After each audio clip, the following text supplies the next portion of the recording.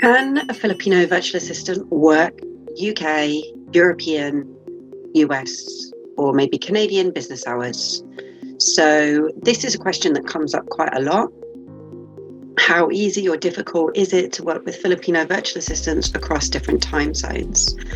And this has actually been very straightforward for me in the last 8 years. And there are a couple of different ways of approaching this. So I'm going to give you the first way and then the second way. I prefer the second way. So the first thing that you could do is say that you need your Filipino virtual assistant to be online at the same time you are, and that you cannot be flexible on that it's really important. You can get virtual assistants that will be willing to do that. So to give you a little bit of an insight into the actual time difference, from London at the moment, we are December 2022. 9 a.m. in London is 5 p.m. in the Philippines, and 5 p.m. in the Philippines is 10 a.m. Paris, France, for example. I'll talk about the European first.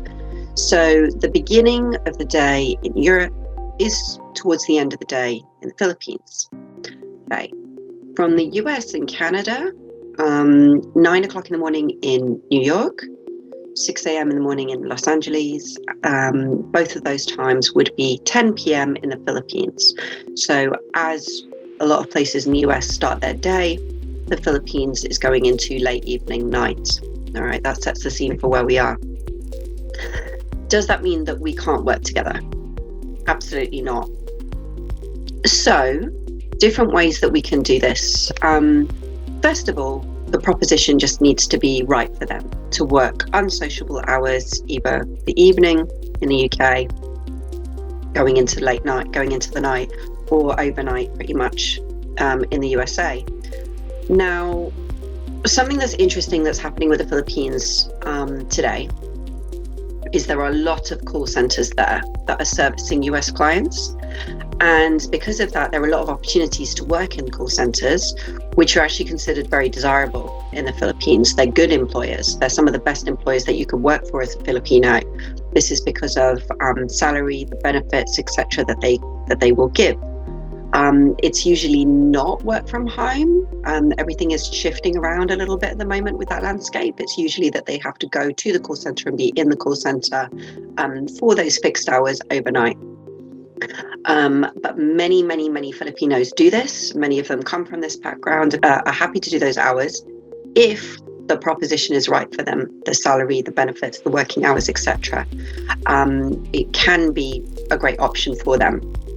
So with that in mind, if they were to shift to working, supporting a US-based entrepreneur overnight, or a UK-based entrepreneur or European-based entrepreneur, starting evening, shifting into the night, and be able to work from home, this could potentially be a great opportunity for them. They might be used to working those hours anyway, and they'll have arguably a better life balance for being able to work from home. Now that applies really with a full-time position in particular. So that's just something to bear in mind. You can insist that they work exactly the same time zones that you're on. You may get less candidates applying. It depends how you frame that, what your offer is, where you're advertising, etc. Now, the agency that I run, the Freedom Geek, we really advocate flexible hours for the Filipino candidates that we represent. So when we get opportunities that are not flexible hours, we can put them out to my database. I've got over 1,000 virtual assistants in the database that we've already pre-screened that are waiting, excited to get offers. And for some of them, that's going to work. But there is a risk that you're going to have less candidates coming to you because a lot of the candidates that want to shift to work from home, that are looking for those opportunities, are also ideally looking for flexible working, something that might work around their family commitments or other commitments, etc. So it's something that you can think about. It is not impossible to do it. Sometimes people are coming from that background anyway, and something to bear in mind is that when a Filipino person has worked in a call center speaking to Americans every day for a few years, their English and their phone manners and their customer service skills can be really incredible. So if that's a huge benefit for your business, then you may be one of recruiting not only for the hours, but for someone who's developed those skill sets as well. It's a scenario where you may want to consider higher pay because you are offering unsociable hours, and where you may want to be offering full-time work as well, because with those two things in place, it will be an attractive proposition for some of our Filipino candidates. Now, there is another way of doing things, and it's the way that I've been doing it. And my whole team in the Philippines, we are 12 at the moment, including me at this point in time. They work their own hours. They do it with a mindfulness towards when our clients are awake. So we do have a lot of clients in the UK. We have a growing number of clients in the USA, and my team do need to be able to communicate with them. So they need to bear in mind those time windows. Now, the best time really to communicate with the Philippines from the UK, being respectful of the hours when they're awake and they're asleep, etc., is early morning. So if you're comfortable in the UK to have calls with your Filipino team early morning, then it can work well. That can extend through till lunchtime. When we get to about lunchtime in the UK, it's going to be pushing sort of 8 to 11 p.m. in the evening, maybe in Manila. And sometimes people in the Philippines are happy to do that. It can work for people. It can be better for some people, maybe after the kids have gone to bed, etc. If they have those kind of if they have that set up at home. So that can work. From the USA, it can also work as well. It depends. So I actually work from different time zones. Just a note on my personal situation, I'm a digital nomad, which means I'm constantly traveling the world. I've been traveling the world for 5 years now alongside running the business, and I do run it from different time zones.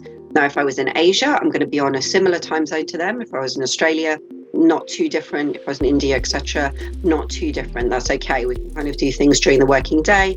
Might be a couple of hours different, but very straightforward, really. From the UK, I tend to collaborate with them early morning, and then I spend a lot of time in Latin America. When I go to places like Mexico, I tend to have my meetings on a couple of evenings a week, usually Mondays, Tuesdays, maybe Wednesdays. For me, I would rather work a couple of evenings, maybe take some time off in the afternoon instead, and have my team in Manila on a more regular day schedule if possible. So that's how I manage it, and that's specifically for the communication windows that I need with them. So they will be working longer hours anyway, but it will gradually settle into a pattern that when I'm in the Americas, I speak to them before I go asleep, and they're starting the day, and that's when the handover kind of information is done, and they'll be working through the night when I'm asleep, and I'll wake up in the morning and start to pick up on what's been done and take it from there. In the UK, similarly, they can get a head start to me. They could start work several hours before I'm awake, so that when I'm awake, I can see what has been done by them. We can talk about what needs to be done next, etc. That structure has not held anything up in my business. I do need the communication windows to keep things running smoothly and the relationship strong with the team.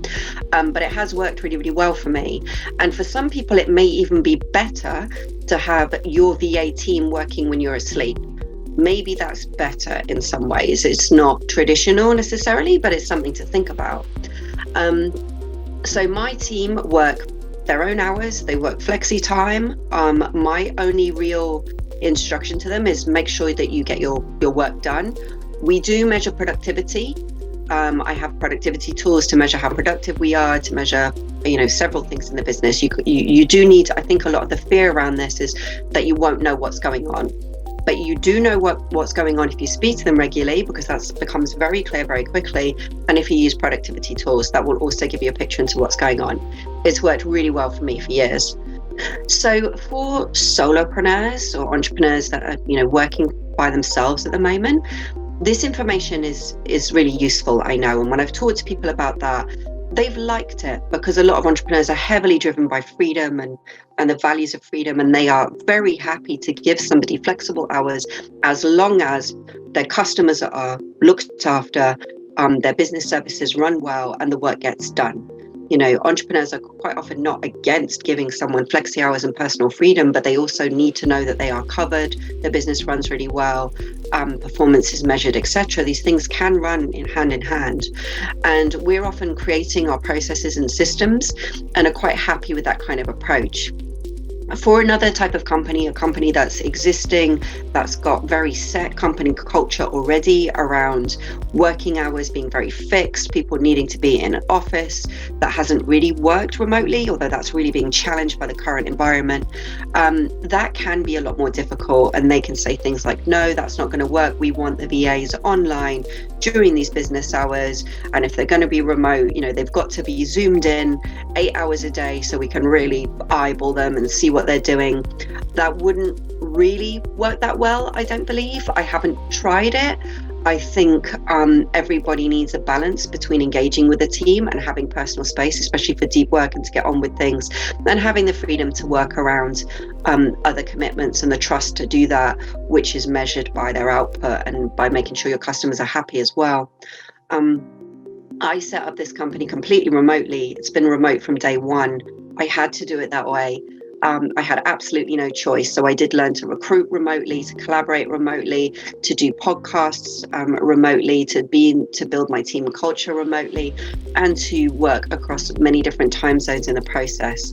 And this formula of giving flexi hours, setting expectations, making sure customers are looked after and happy, testing the output of the VA to make sure it's solid, it can work really, really well as a combination without having fixed working hours, which is something that's really interesting and maybe surprising to some people. In my team, we've had people vary. There's a lady in my team, she gets up at 4 a.m. every day. That's what she does. That's not what I've asked her to do. She'll generally start work by 5 a.m. her time. She'll quite often be one of the first people to respond to me from any queries during the night. And then I have other people in my team who are much more night owls. They won't get started till a bit later in the day, and they're still very awake, sort of midnight, 1 a.m. And that's how they prefer to work. That's the rhythm that they're on. And I don't mind that at all. I let them make up their own minds. They can change those rhythms as well, as long as they do get their work done.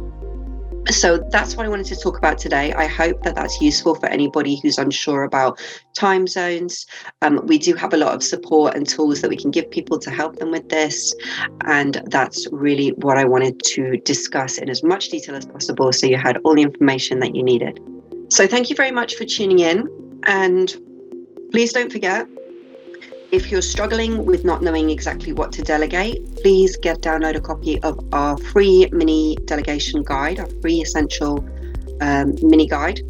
And in that, it's got 50 tasks that you can delegate to a virtual assistant. So that should be a strong kickstart for you to get you to think about how your business is structured, what you're doing all day, and what you can start to delegate to a virtual assistant. And of course, if you are looking for your own virtual assistant, please give us a call. We do specialize in matchmaking smart VAs from the Philippines with entrepreneurial people. And then finally, I did want to mention that we do have an in-house editing service. My videos that I'm doing are being edited by our editors. You can see the floating words, the way that everything, I'm sort of in the middle of the frame. We've got our branding around it. We've got a call to action. We've got B-rolls, which is where it cuts to another scene as I'm talking, and you sort of get a bit of storytelling through that other scene, etc. If you're interested in having your content look a bit more like this content, or of course we can do many other things as well, please give us a call on the number below to get a VA, as we also do offer those in-house editing services. All right, thank you very much.